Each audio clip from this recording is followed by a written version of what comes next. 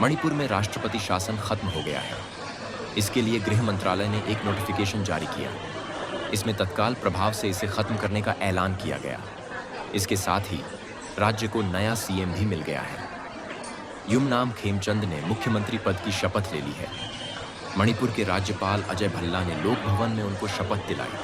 With that PR, they had nothing to do with the Manipur crisis. We didn't feel safe, and we had nothing.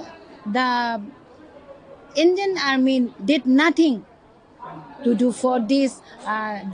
They did not make us safe, in short. That's all. And lifting PR and coming back this popular government, we feel a little relief. That is one step ahead peace about this crisis and for this Manipur. That's all. And if it's my opinion that if PR is removed, then with all that, that is the Mr. Kuldeep Singh security advisor, all related with this PR government, they should be removed also. How do you feel that you see this particular popular government has having for the first time in the history of Manipur 3 chief ministers, 1 chief minister, regular chief minister, another 2 deputy chief ministers? How do you do? It's very amazing. It's the first time, and what idea they have got, I mean the India government in their minds, and what are they going to do in the future for this our Manipur.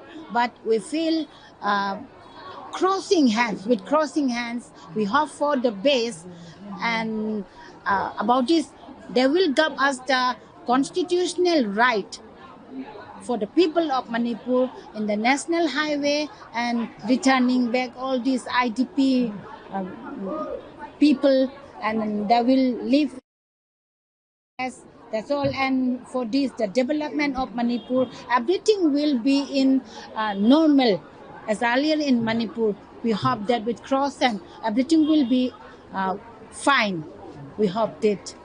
Do you really think this coming of the popular government will resolve the 3 years long crisis in Manipur?